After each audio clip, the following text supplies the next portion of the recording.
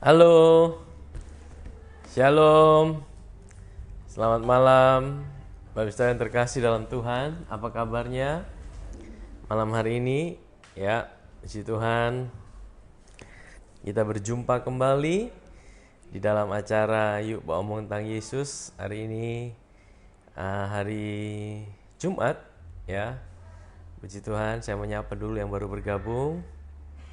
Ada Ibu Shirley, ya, yang baru bergabung. Shalom. Dan juga saya juga ada live di Instagram juga, ya. Bagi saudara yang ada di Instagram juga boleh join bersama-sama malam hari ini. Puji Tuhan. Apa kabarnya? Ya, sambil kita menunggu yang lain bergabung bersama-sama. Ada Ibu Erika, ya. Shalom, selamat malam. Puji Tuhan, ya. Shalom. Apa kabarnya? Haleluya. Ada Ibu Fitri Bani, ya, ada Ibu Ita. Shalom Ibu Ita. Selamat malam, selamat bergabung kembali dalam acara Yuk Omong Tentang Yesus, ya. Dan di dalam acara ini kita akan selalu dengarkan kabar baik tentang Yesus Kristus, ya. Dan di Instagram juga yang baru bergabung ada Nona Selin, ya, selamat bergabung. Puji Tuhan, ya. Ada Ibu Mina Lasa yang baru bergabung juga. Puji Tuhan. Haleluya. Hari ini saya ditemani oleh ya Elijah yang setia menemani saya untuk mengiringi kita bersama-sama menyembah Tuhan. Ya, puji Tuhan. Saudara, saya berharap suaranya cukup jelas, ya. Bagaimana yang di IG suaranya cukup jelas? Puji Tuhan. Saya berharap suara cukup jelas malam hari ini. Ya. Haleluya, selamat bergabung. Puji Tuhan. Haleluya.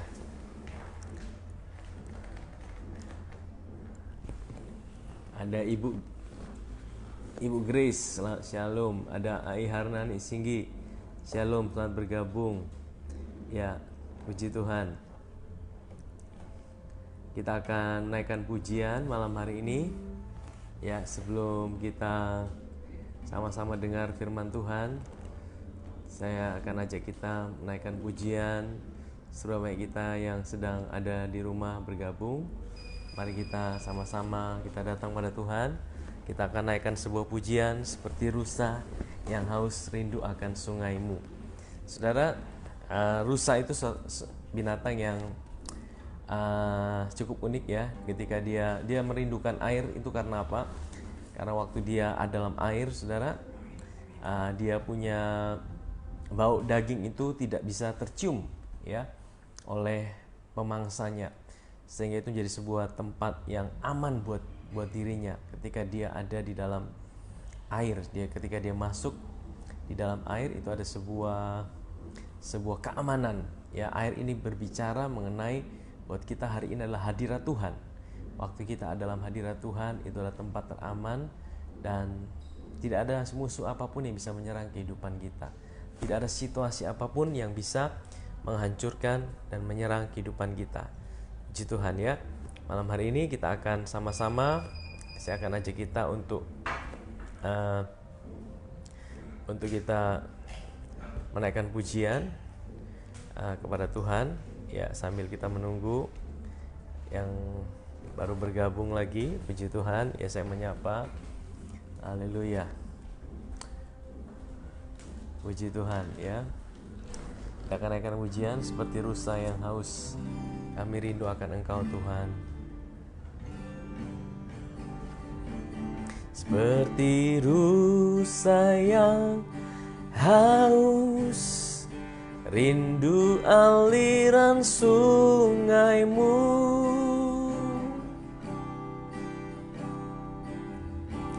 Hatiku tak tahan menunggumu.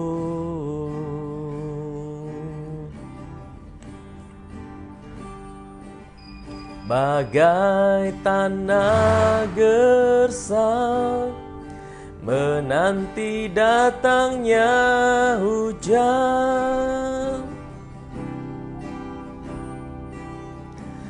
Begitupun jiwaku, Tuhan.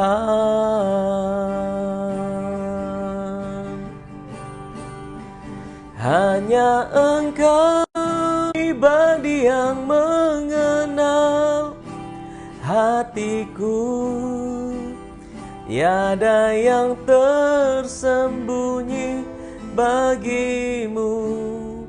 Seluruh isi hatiku Kau tahu, dan bawaku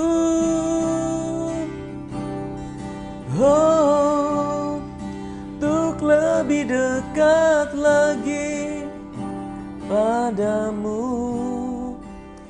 tinggal dalam indahnya dekapan kasih-Mu.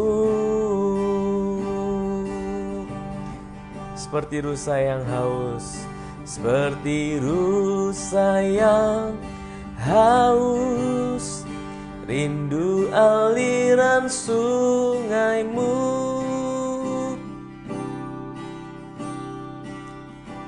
Hatiku tak tahan menunggu-Mu.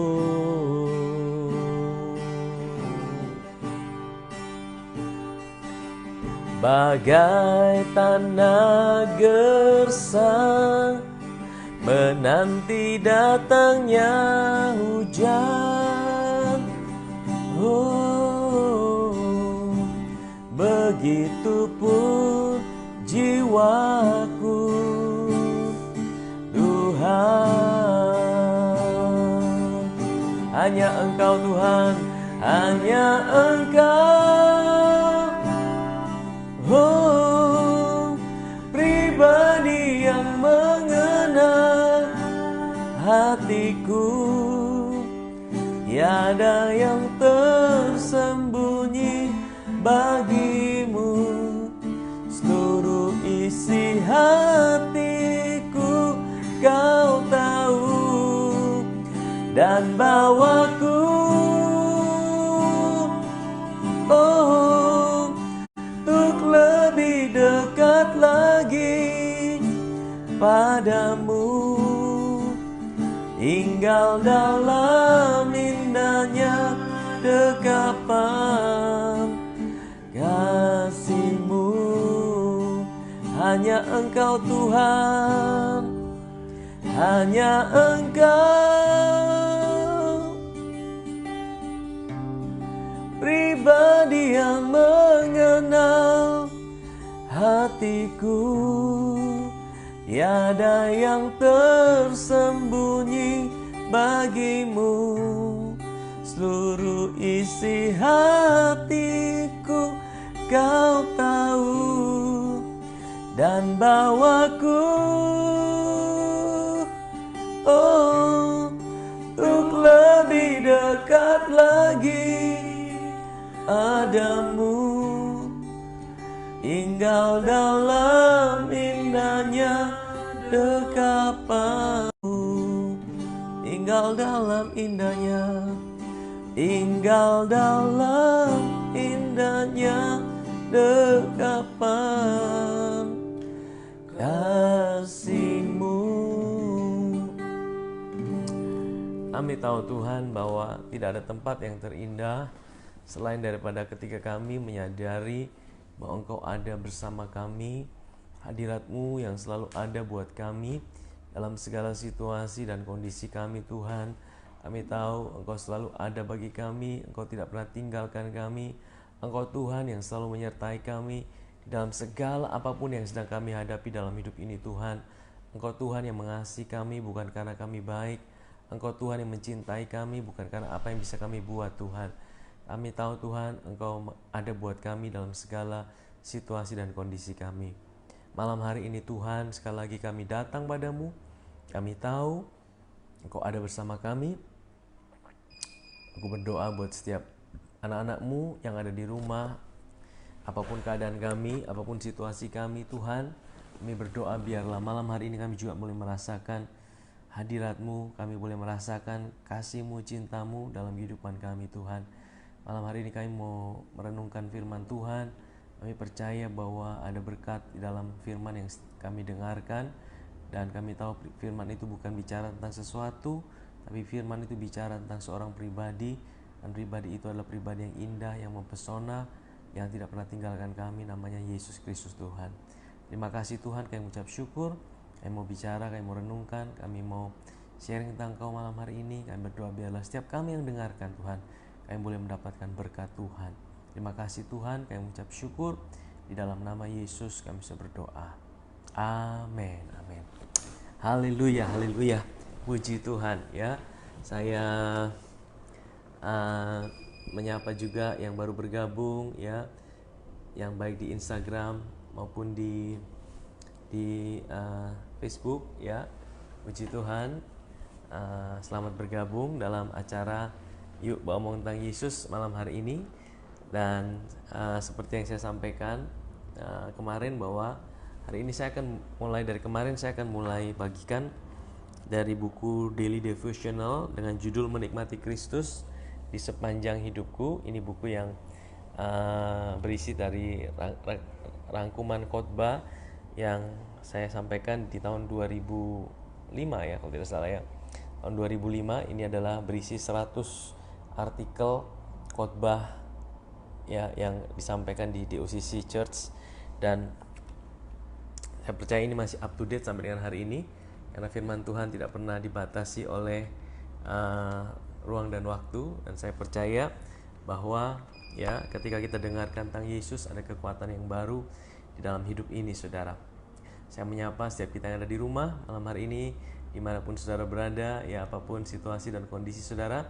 Dan melalui ini juga saya mau sampaikan bahwa di channel ini ya, ini adalah kabar baik yang selalu saya sampaikan, dan saya berdoa kalau saudara juga ingin kabar baik orang lain dengarkan, saudara boleh tag, saudara boleh invite, saudara boleh bagi juga kepada banyak orang yang mendengarkannya. Saya percaya hari-hari ini kita perlu terus mendengarkan tentang kabar baik ya. Hari-hari ini kita perlu terus mendengarkan tentang kabar baik, dan kabar baik itu bukan tentang sesuatu.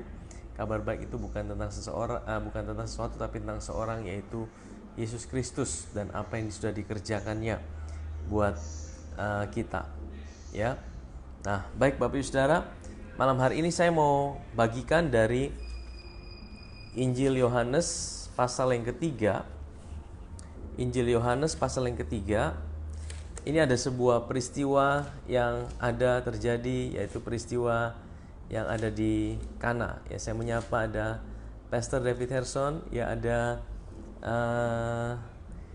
Ibu Lily Ritson, selamat bergabung ya, puji Tuhan. Haleluya. Bukan Yohanes pasal 3, tapi Yohanes pasal 2.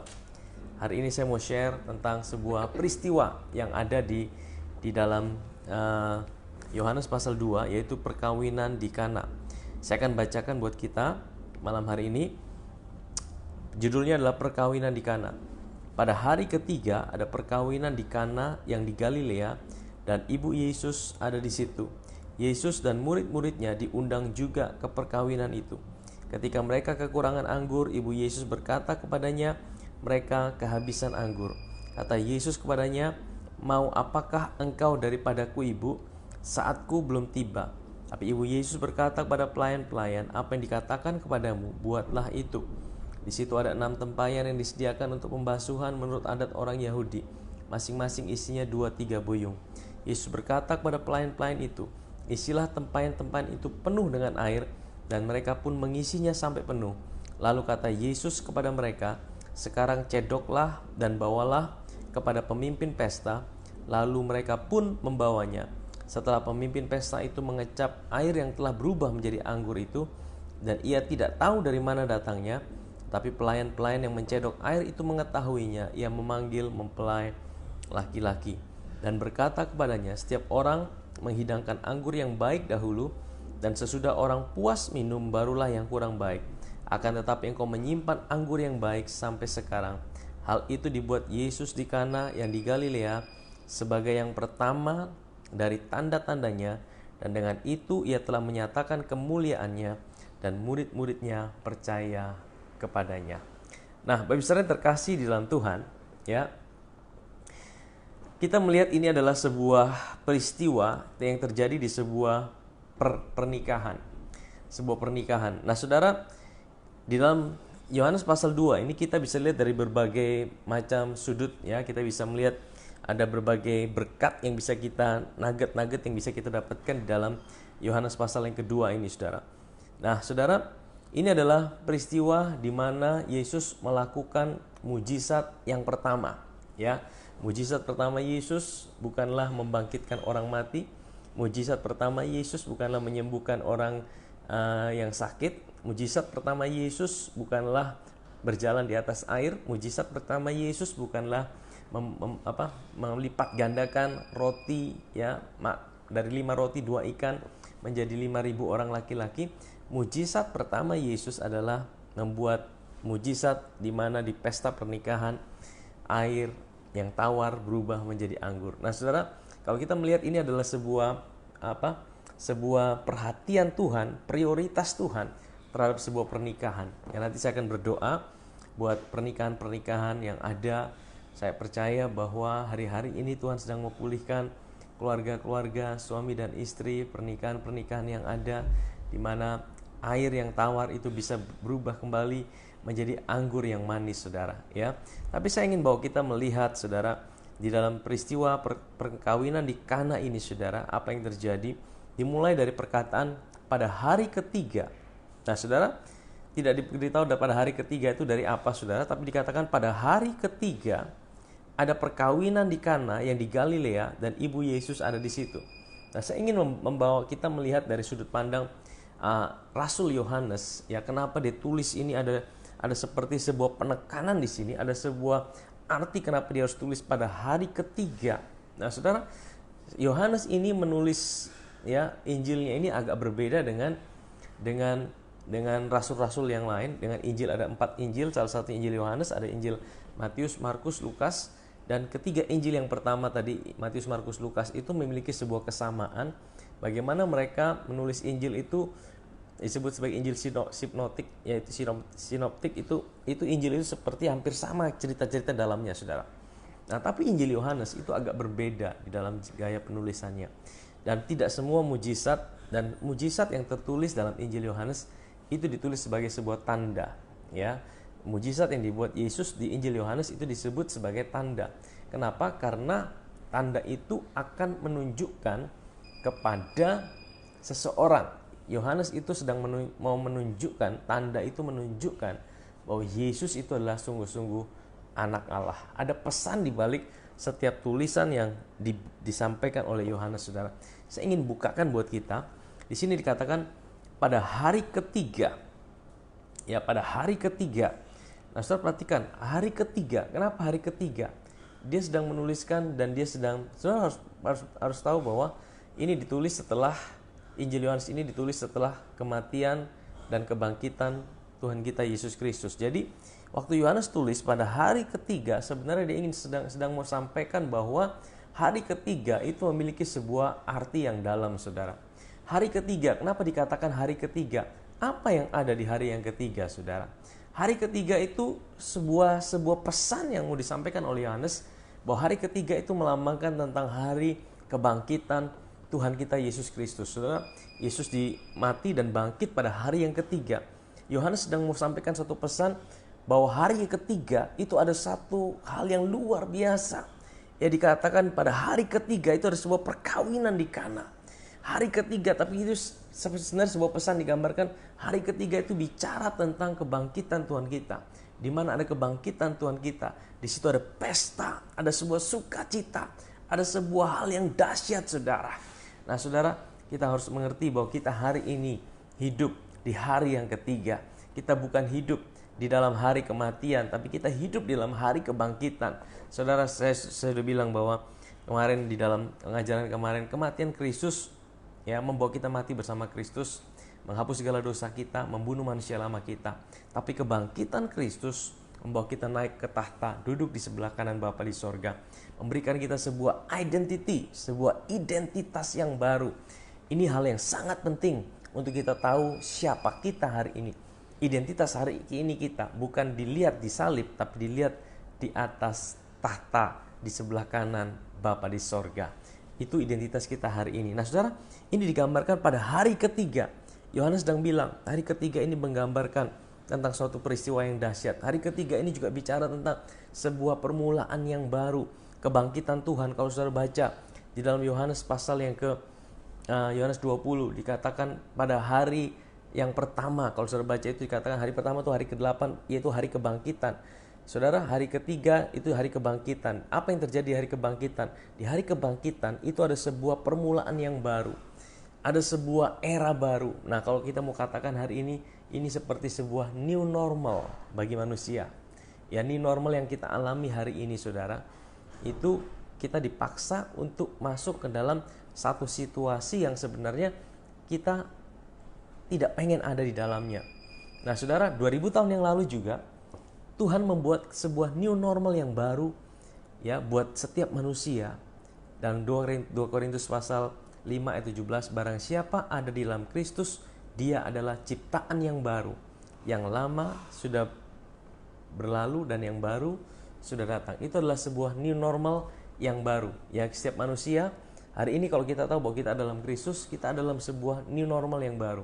New normal yang lama, kita hidup di dalam Adam, kita hidup dikuasai dosa, kita hidup dikuasai kedagingan kita hidup dikuasai oleh manusia lama kita. Tapi oleh karena kematian dan kebangkitan Tuhan, pada hari ketiga kita diberikan sebuah new normal yang baru. Yaitu apa? Kita punya kehidupan yang baru, kehidupan Kristus sendiri yang hari ini menjadi kehidupan kita. Itu adalah sebuah new normal yang baru. Saudara sadar atau tidak sadar, waktu saudara lahir baru, saudara mengalami ciptaan yang baru, itu adalah sebuah new normal.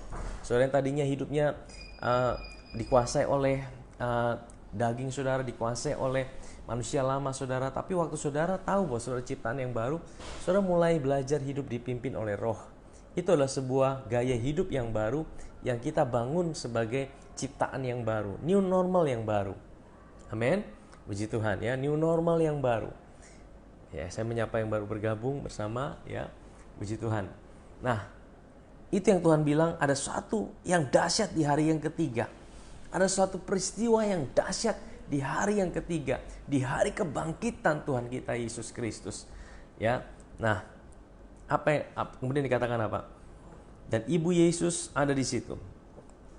Yesus dan murid-muridnya diundang juga ke perkawinan itu.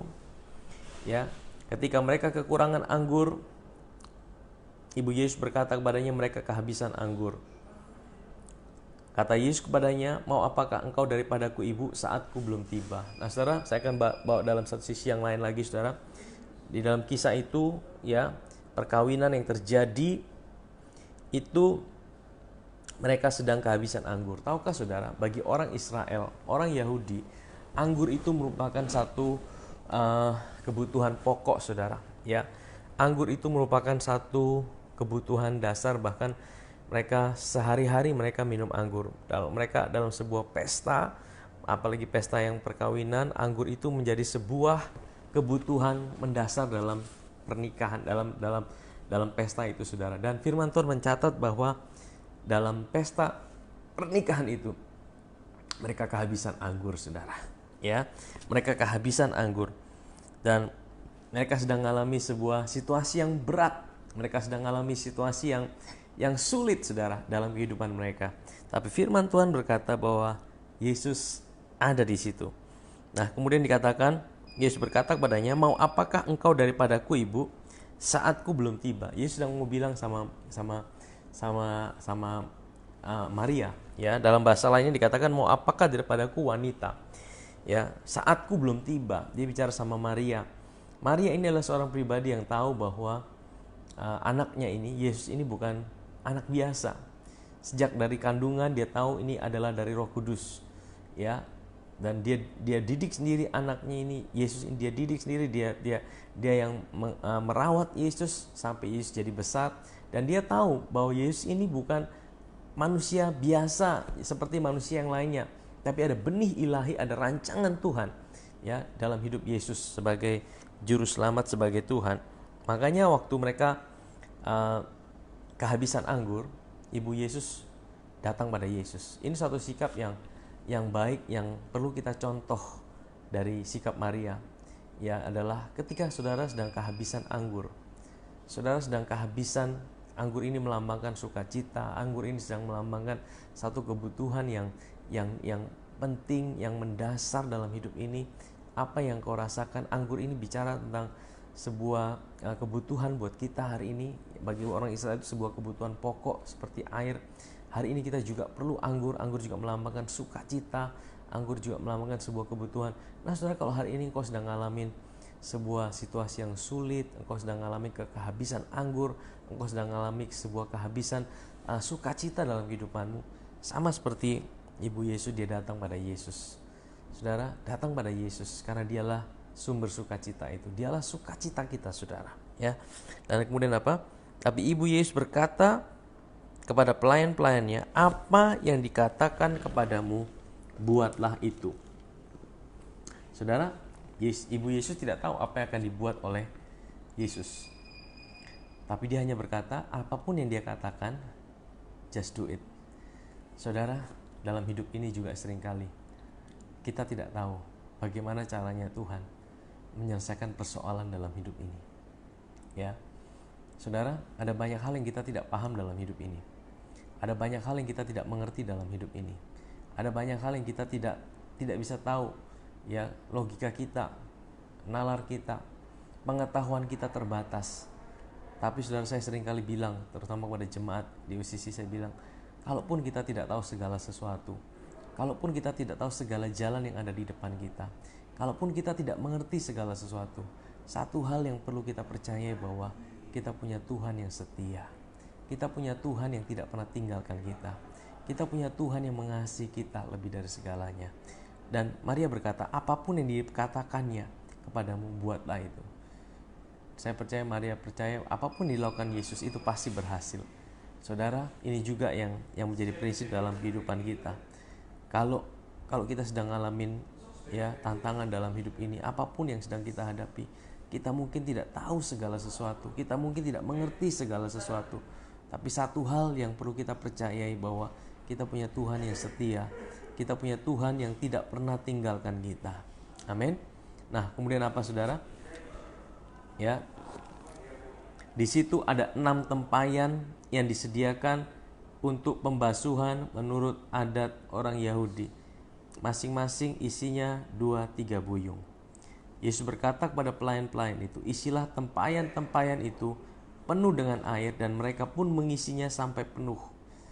Lalu sekarang, kata Yesus pada mereka, sekarang cedoklah dan bawalah kepada pemimpin pesta. Lalu mereka pun membawanya. Nah saudara, ini ada suatu hal yang menarik. Ya, Yesus bisa saja ya dia langsung merubah, ya dia langsung melakukan mujizat, menciptakan anggur yang baru. Tapi dia suruh ambil 6 tempayan untuk pembasuhan. Ini bukan tempayan untuk minum, saudara. Ini dikatakan tempayan untuk pembasuhan menurut adat orang Yahudi. Ya, pembasuhan ini bisa pembasuhan kaki, bisa juga pembasuhan tangan, saudara. Ini bukan tempat untuk minum, saudara. Sebenarnya dikatakan ini adalah tempayan untuk pembasuhan. Saudara mengerti? Saudara, ini seperti sebuah hal yang biasa. Dan waktu saya baca ini, saya renungkan ada 6 tempayan. Kenapa harus 6, saudara? Sepertinya Yohanes itu detail sekali. Dia tulis ada 6 tempayan di situ. Ada 6 tempayan di situ. Apa maksudnya ini, saudara? 6 tempayan ini, saudara. 6 tempayan ini bicara angka 6 itu adalah angka kemanusiaan, Bapak Ibu Saudara. Angka 6 itu berbicara tentang kemanusiaan. Ya, saudara perhatikan, ini bicara tentang bahwa di dalam kelemahan manusia kita harus bawa itu kepada Tuhan, saudara. Ya, di dalam kelemahan manusia kita bawa itu kepada Tuhan. Ketika kelemahan kita bawa kepada Tuhan, Tuhan bisa ubah kelemahan itu menjadi sebuah kemuliaan. Saudara, angka 6 itu bicara tentang angka manusia. Angka manusia itu dipenuhi dengan kelemahan, kegagalan, dipenuhi dengan angka 6 itu bicara tentang kemanusiaan. Ketika kita bawa diri kita, ketika kita bawa kemanusiaan kita, kita serahkan pada Tuhan. Tuhan sanggup ubah itu menjadi kemuliaan di tangan Tuhan. Amin, saudara.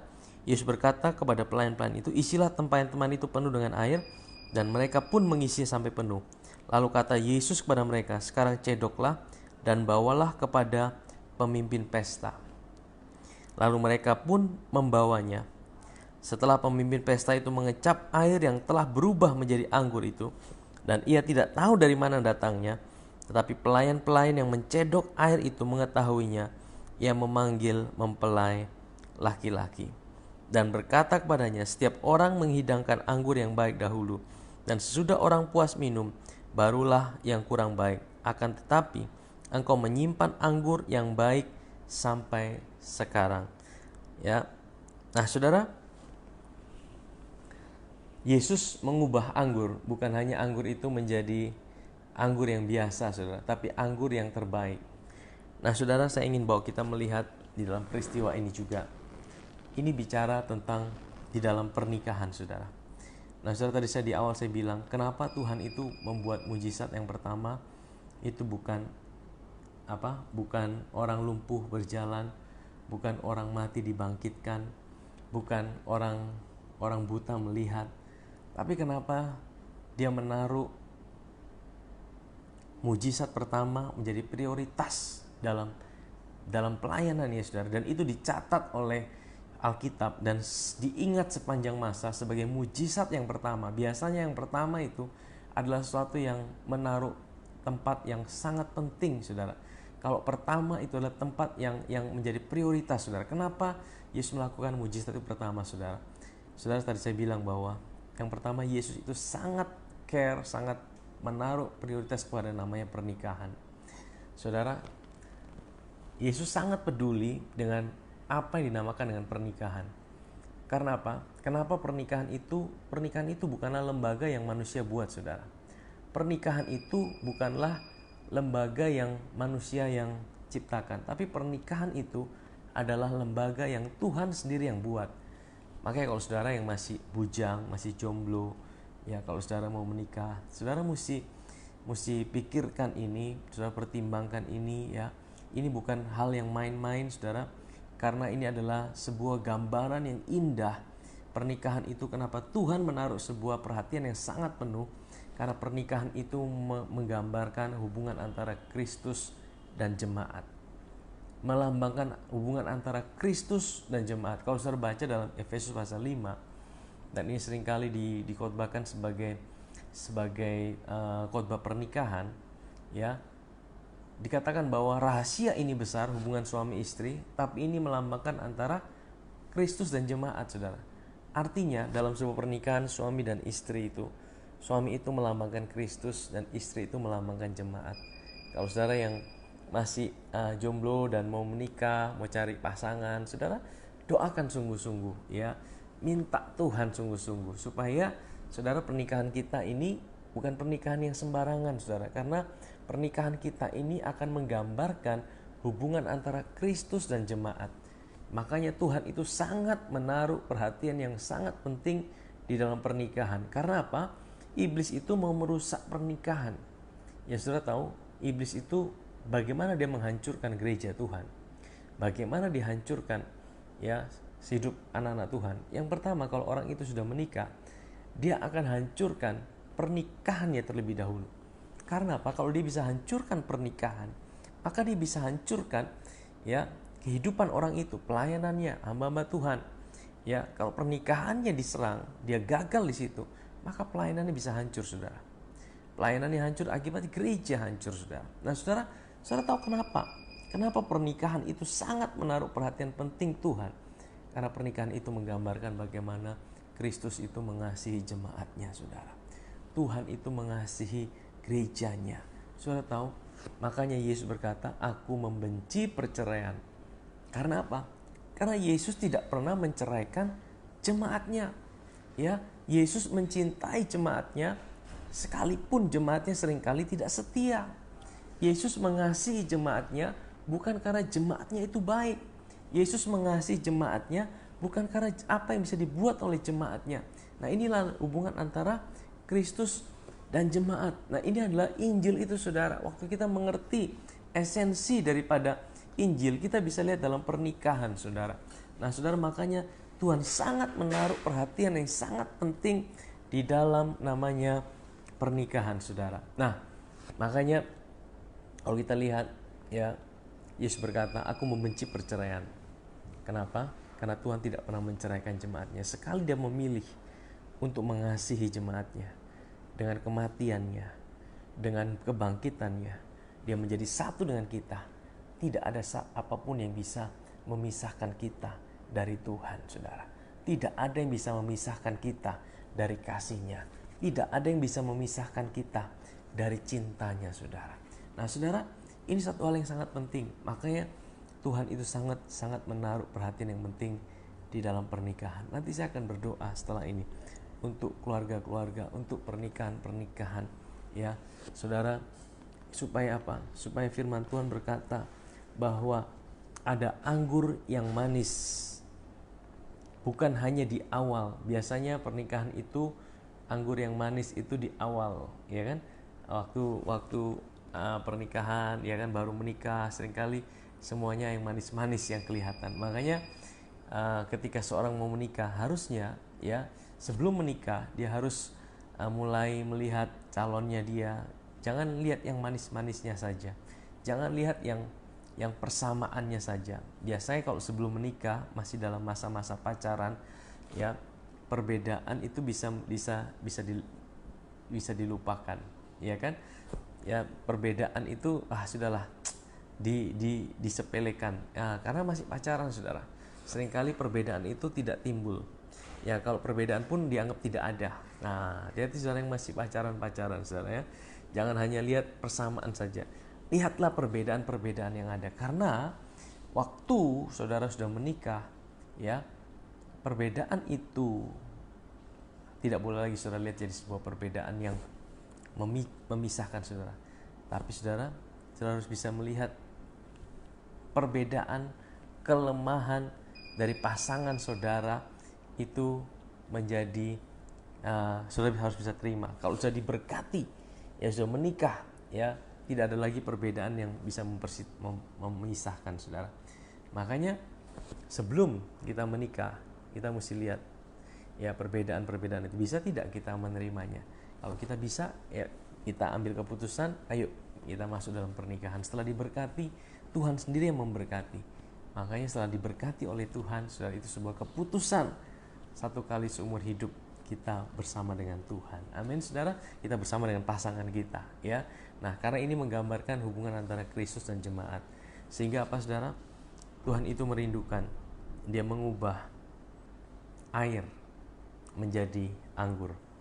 Saya seringkali menggambarkan air itu, saudara, ya, tadinya anggur yang manis berubah menjadi air. Tapi kalau air itu sudah mendingin, air itu menjadi es batu. Dan kalau sudah jadi es batu, saudara, itu bisa dibuat untuk membunuh. Tuhan bilang di akhir zaman ini kasih kebanyakan orang akan menjadi dingin. Kasih kebanyakan orang jadi dingin. Waktu kasih menjadi dingin, kasih itu bisa menjadi es batu yang bisa membunuh, ya.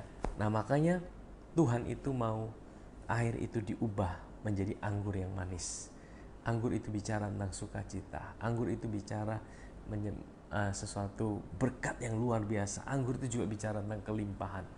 Nah, saudara, hari ini, saudara, ya, nanti sebentar saya akan berdoa buat pernikahan-pernikahan saudara yang sudah ada dalam pernikahan.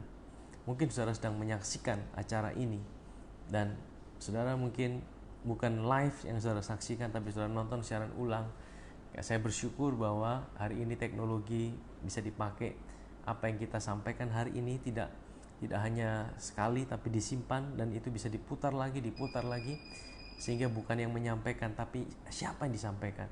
Hari ini saya mau sampaikan, kalau saudara dengar ini, saudara, Tuhan ingin pulihkan rumah tangga saudara. Tuhan ingin pulihkan pernikahan saudara. ya. Tapi saya rangkum dari apa yang saya sampaikan hari ini, dan ini sekali lagi saya sampaikan, saya ambil dari daily devotional yang dirangkum dari khotbah kita di DOCC Church ya tahun 2005. Dan hari ini kita bicara tentang pernikahan di Kana. Saudara, tadi saya sampaikan, saya rangkum semua hari ini. Yang pertama, kita ada di hari ketiga. Hari ketiga itu bicara tentang hari kebangkitan. Ya, hari kebangkitan itu bicara tentang hari ini, status kita. Hari kebangkitan itu bicara mengenai identitas kita hari ini. Kita hari ini, salib bukan lagi menjadi identitas kita. Ya, saudara mungkin bangga pakai kalung salib besar-besar, tapi that's not our identity. Our identity, identitas kita hari ini ada di atas tahta bersama dengan Kristus di sebelah Bapa di sorga. Itu adalah identitas kita. Itu yang dijadikan oleh Tuhan di hari yang ketiga. Hari ketiga itu bicara mengenai sebuah new normal yang baru. Tuhan pindahkan ya hidup kita dari Adam masuk ke dalam Kristus. Kita dibawa masuk kembali ke sebuah taman Eden yang baru. Ini bicara mengenai karya Kristus. Karya Kristus yang sudah selesai buat kita. Kita hari ini ada sebuah jaminan yang kekal di dalam Kristus. Sehingga apa saudara? Ya apapun boleh terjadi dalam hidup ini. Situasi apapun boleh terjadi. Tapi kita percaya bahwa kita ada dalam Kristus. Satu kali untuk selama-lamanya. Dia tidak pernah tinggalkan kita. Amin. Dan juga hari ini kita belajar tentang kenapa Yesus membuat mujizat pertama di dalam pesta pernikahan. Ya, kenapa Yesus membuat mujizat pertama dalam pesta pernikahan? Karena apa? Karena Tuhan menaruh sebuah prioritas yang sangat penting dalam pernikahan. Karena pernikahan itu menggambarkan hubungan Kristus dengan jemaat. Sesuatu yang menggambarkan tentang Kristus itu Tuhan sangat menaruh perhatian yang penuh saudara. Kalau saudara lihat, makanya dia sangat menaruh perhatian yang penuh. Dia tidak mau itu dirusakkan, ya. Makanya apa yang menjadi perhatian tentang karya Kristus itu selalu iblis berusaha ganggu. Iblis berusaha rusak. Iblis berusaha rusak, saudara. Iblis tidak bisa serang Tuhan langsung. Iblis tidak berani hari ini mau serang Tuhan. Dia akan serang anak-anaknya. Dengan cara apa? Dia merusakkan gambaran tentang karya Kristus di dalam kehidupan anak-anak Tuhan. Melalui apa? Rumah tangga, melalui pernikahan, ya, dikacaukan di situ saudara. Makanya hari ini saya akan berdoa buat saudara yang saudara ada dalam pernikahan. Mungkin hari ini saudara sedang ngalamin pergumulan yang berat di dalam rumah tangga saudara, pernikahan saudara. Tidak tahu beberapa hari ini saudara, Tuhan sepertinya bawa saya untuk berdoa buat pernikahan anak-anak Tuhan. Ya, kalau saudara yang ada di rumah saudara hari ini, ya, saudara tahu bahwa ini buat saudara. Saudara, saya berdoa biarlah hari ini waktu saudara dengar ini saudara, Tuhan sedang mau pulihkan hidup saudara, rumah tangga saudara. Tuhan mau pulihkan apa yang ada dalam hidup saudara. Karena saya percaya pernikahan saudara, keluarga kita itu adalah gambaran daripada Tuhan sendiri. Ya, dalam pernikahan Kristus dan jemaat. Makanya dia mau kalau rumah tangga kita kuat, pernikahan kita kuat, maka gereja kuat, bangsa menjadi kuat. Dan saya berdoa di tengah-tengah situasi seperti ini, ada kuasa Tuhan, ada mujizat Tuhan yang melawat kehidupan saudara. Mari saudara, saya ajak kita malam hari ini kita satu di dalam doa. Saya akan berdoa buat saudara yang menonton. Kalau saudara tahu firman malam hari ini buat saudara, mari sama-sama kita satukan hati kita, buka hati saudara di hadapan Tuhan. Ya, saya akan berdoa buat saudara. Bukan soal saya yang berdoa atau siapa yang berdoa, tapi kuasa Tuhan yang menjamah kehidupan saudara. Waktu saudara menyadari Tuhan, itulah yang memulihkan kehidupan saudara. Mari kita satu dalam doa. Malam hari ini saya akan ajak kita sama-sama kita berdoa. Bapa di sorga, Bapa yang baik, Bapa yang kami kenal di dalam nama Tuhan kami Yesus Kristus. Tuhan yang mengasihi kami, Tuhan yang tidak pernah tinggalkan kami, Tuhan yang mencintai kami lebih dari segalanya. Malam hari ini Tuhan, kami datang padamu, kami sudah dengar firman-Mu yang berbicara mengenai pernikahan di Kana. Kami tahu Engkau Tuhan yang sudah bangkit pada hari yang ketiga, dan itu menggambarkan kehidupan kami hari ini. Kami ada dalam sebuah new normal yang baru. Kami bukan hidup lagi di dalam Adam, kami ada di dalam Kristus. Dan Kristus adalah hidup kami hari ini. Roh Kudus yang menuntun langkah kami. Kami ada di sebelah kanan Bapa di sorga. Identitas kami ada di dalam Kristus.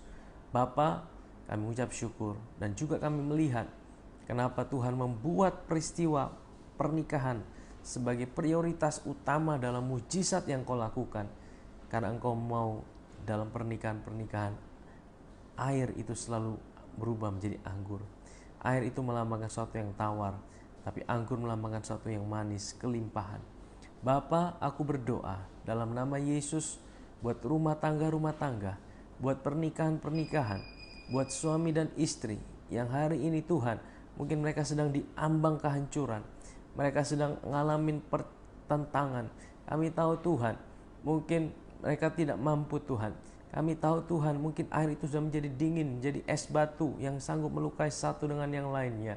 Tapi kami percaya Tuhan, bahwa Engkau adalah mempelai pria kami gerejamu adalah mempelai wanitamu. Tuhan tidak pernah menceraikan kami, Tuhan tidak pernah meninggalkan kami, Tuhan tidak pernah biarkan kami, sekalipun kami banyak kegagalan, kami banyak kelemahan, tapi Engkau lah mempelai pria kami, Engkau lah Kristus yang mengasihi kami, mencintai kami tanpa syarat. Dan kami berdoa, cinta itulah juga Tuhan yang memenuhi setiap rumah tangga, memenuhi setiap keluarga, sehingga dalam rumah tangga di mana kasih sudah menjadi dingin, di mana anggur yang manis sudah berubah menjadi air yang tawar, saat ini Tuhan, Engkau ubahkan Tuhan, Engkau pulihkan Tuhan, setiap air yang tawar itu menjadi anggur yang manis kembali, oleh karena anugerah Tuhan, oleh karena cinta Tuhan, oleh karena perkenanan Tuhan. Bapa, aku berdoa dalam nama Yesus saat ini Tuhan, Engkau menjamah, Engkau melawat setiap rumah tangga, suami dan istri. Mereka boleh hidup di dalam saling mengasihi satu dengan yang lainnya. Terima kasih Bapa, terima kasih Tuhan. Kami berdoa ada berkat Tuhan di dalam rumah tangga, dalam anak-anak-Mu Tuhan, ada berkat Tuhan. Terima kasih Bapa. Kami mengucap syukur malam hari ini Kau sedang menjamah, melawat setiap rumah tangga, setiap keluarga. Terima kasih Bapa, yang mengucap syukur Tuhan. Berkati setiap anak-anak-Mu, berkati setiap jemaat Tuhan dalam setiap area kehidupan mereka. Tuhan pulihkan, yang sakit Tuhan sembuhkan. Ada damai sejahtera, ada sukacita Tuhan yang melimpah. Di dalam nama Tuhan Yesus, dalam nama Tuhan Yesus kami berdoa. Amin. Amin. Haleluya. Baik Bapak Ibu Saudara yang terkasih dalam Tuhan, ya, senang sekali Bapak Ibu Saudara bisa masih bersama-sama dengan kami. Kalau Bapak Ibu Saudara diberkati Tuhan saudara dengan firman Tuhan malam hari ini, saudara bisa bantu share supaya banyak orang juga diberkati. Dan sekarang saya percaya firman Tuhan itu tidak gantung ruang dan waktu. Ketika orang mendengarkan kabar baik tentang Yesus dimanapun mereka berada, Tuhan juga menjamah kehidupan mereka. Kalau ada saudara yang mengalami kesaksian, saudara boleh tulis di dalam fanpage, ya. Saya punya Facebook juga sudah penuh pertemanan, oleh karena itu saudara bisa like dan follow di fanpage saya, sehingga setiap kali saya menyampaikan firman ada notifikasi yang akan bisa terima. Dan juga di dalam IG juga saya menyapa setiap kita, ya, puji Tuhan. Saudara yang diberkati juga, saya bisa bagikan supaya kabar baik ini bisa terus didengar. Dan saya percaya hari-hari ini saudara, kita butuh dengar kabar baik saudara. Kita perlu terus dengar kabar baik tentang Tuhan. Saya menyapa setiap kita yang bergabung malam hari ini, puji Tuhan. Saya berdoa malam hari ini kita boleh nikmati kasih dan kebaikan Tuhan. Tuhan Yesus memberkati kita. Shalom.